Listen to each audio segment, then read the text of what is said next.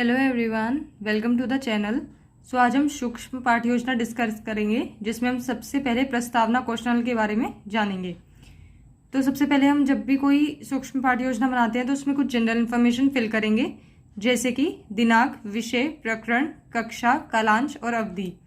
तो विषय हमारा भौतिक विज्ञान है। प्रकरण आप सबसे आखिरी में डालेंगे प्रस्तावना कौशल के। जब आप बच्चों से प्रस्तावना प्रश्न पूछ लेंगे उसके बाद आप प्रकरण डालेंगे। फिर आती है हमारी कक्षा, तो ये कक्षा 8th है। उसके बाद कालांश, जिस भी कालांश में आप पढ़ा रहे हो, और अवधि। इनकी जो सूक्ष्म पाठ योजना होती है इनकी अवधि 5 से 7 मिनट होती है। और इस कौशल का नाम है प्रस्तावना कौशल। इस कौशल में क्या होता है प्रस्तावना कौशल में, कि हमें बच्चों से पहले हम जो भी टॉपिक पढ़ाने जा रहे हैं तो वो हम टॉपिक उन्हें डायरेक्ट जाके नहीं पढ़ाते।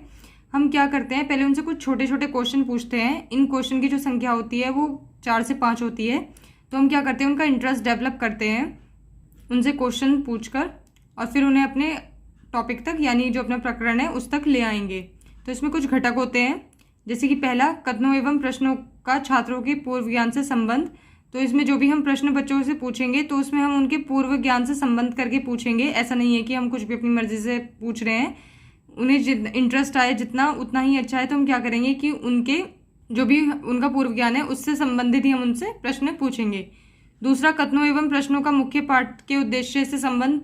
मतलब जो भी हम उद्देश्य, हमारे पाठ का जो मुख्य पाठ का उद्देश्य है, जो हमने प्रकरण लिया है या हमारा विषय है, तो उससे उनका संबंध होना चाहिए। ऐसा नहीं है कि हमारा कुछ और टॉपिक पढ़ा रहे हैं लेकिन क्वेश्चंस कुछ और पूछ रहे हैं। उसके बाद है प्रश्नों एवं कथनों व विचारों में श्रृंखलाबद्धता, तो ये होनी चाहिए। उसके बाद उद्देश्य के अनुसार सहायक सामग्री का चुनाव एवं प्रयोग। तो जो भी हमारे उद्देश्य होंगे उनके अनुसार हमें सहायक सामग्री का खुद से चुनाव करना है। फिर उसके बाद है विद्यार्थियों में रुचि एवं अभिप्रेरणा पैदा करना। तो हमारे प्रश्न कुछ इस तरह से होने चाहिए कि बच्चों में रुचि पैदा हो, अभिप्रेरणा पैदा हो। आते हैं हमारे प्रस्तावना प्रश्न। तो जो हमारे प्रस्तावना प्रश्न होते हैं उन्हें हम मेन टॉपिक से, यानी मेन प्रकरण जो भी हमारा है उससे पहले हम पूछते हैं। इन्हें पूछने का जो मेन एम होता है वो ये है कि हम बच्चों में इंटरेस्ट डेवलप कर पाएँ, जो भी हम उन्हें टॉपिक पढ़ाने जा रहे हैं उससे रिलेटेड। तो हम उनका इंटरेस्ट कैसे, उनकी रुचि कैसे डेवलप करेंगे। तो हम क्या करते हैं, उनकी डेली लाइफ से रिलेट करके हम कुछ क्वेश्चंस पूछते हैं, और फिर वो क्वेश्चन पूछते पूछते हम उन्हें अपना टॉपिक उगलवा लेते हैं उनसे। तो इस तरह उनमें क्यूरियोसिटी भी बढ़ती है कि आज हम क्या पढ़ने वाले हैं। और दूसरा ये है कि इन क्वेश्चंस को पूछ के हमें उनकी प्रीवियस नॉलेज पता चलती है कि बच्चों को पूर्व कितना ज्ञान है, पहले से कितनी जानकारी है। तो इनके लिए हम 2 कॉलम बनाते हैं, छात्र अध्यापिका क्रिया और दूसरा है छात्र क्रिया। तो इन्हें जो बनाने की संख्या होती है वो 4 से 5 होती है, और इन्हें बनाने का एक जिगजैग पैटर्न फॉलो होता है। यानी कि जो क्वेश्चन फर्स्ट है उसका जो आंसर आएगा उससे रिलेट करके हमें नेक्स्ट क्वेश्चन पूछना है। जैसे कि क्वेश्चन फर्स्ट है, बच्चों हम किस ग्रह पर रहते हैं, तो बच्चे बता देंगे पृथ्वी पर। तो फिर हम पृथ्वी का यूज करके नेक्स्ट क्वेश्चन पूछेंगे। मतलब जो भी हमारा आंसर आएगा उसे हम नेक्स्ट क्वेश्चन में यूज करेंगे। फिर हमने सेकंड पूछा, पृथ्वी के चारों ओर विभिन्न गैसों के आवरण को क्या कहते हैं, तो बच्चे बता देंगे वायुमंडल। अब आया हमारा आंसर वायुमंडल, तो हम वायुमंडल को नेक्स्ट क्वेश्चन में यूज करेंगे। तो वायुमंडल में तापमान, वायुदाब और आर्द्रता के कारण दिन प्रतिदिन होने वाली परिवर्तन को क्या कहलाता है, तो वो मौसम कहलाता है। तो नेक्स्ट है, अनेक वर्षों में मापी गई मौसम की औसत दशा को क्या कहते हैं, तो जलवायु। तो हम उन्हें अपने, ये हमारा टॉपिक था आज का, जलवायु। तो हम यहाँ तक ले आए उन्हें। तो फिर हम लास्ट में पूछ लेते हैं जलवायु के बारे में और आप क्या समझते हैं। तो फिर आएगा हमारा संभावित उत्तर। संभावित उत्तर हम तब लिखते हैं जब बच्चे वो क्वेश्चन जो आपने पूछा है उसे बता पाएं या ना बता पाएं, मतलब मे बी उसे बता दें या ना बता पाएं। तो फिर हम वहाँ पे संभावित उत्तर लिख देते हैं।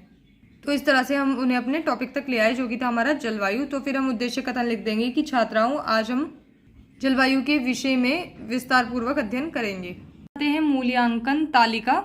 तो मूल्यांकन का मतलब होता है कि हम जो भी पढ़ा रहे हैं वो कितना सही है। यानी कि अगर हमने घटक जो हमने शुरू में लिखे थे उनमें था कि बच्चों को हमें इस तरह से प्रश्न पूछने हैं कि उनका पूर्व ज्ञान से संबंध करके पूछने हैं ना, उनका पूर्व ज्ञान से संबंधित होने चाहिए।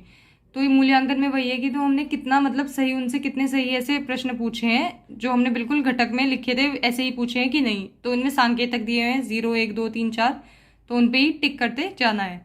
जैसे कि पहला है, कथनों एवं प्रश्नों का छात्रों के पूर्व ज्ञान से संबंध। तो पूर्व ज्ञान से संबंध करके पूछा है हमने, जो उनका पूर्व ज्ञान था उससे रिलेट करके ही हमने पूछा है जितने भी प्रश्न पूछे हैं।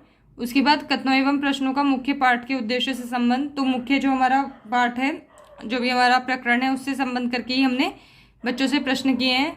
फिर तीसरा, प्रश्नों एवं कथनों व विचारों में श्रृंखलाबद्धता। तो श्रृंखलाबद्धता थी उसमें प्रश्नों में। फिर उसके बाद है उद्देश्यों के अनुसार सहायक सामग्री का चुनाव एवं प्रयोग।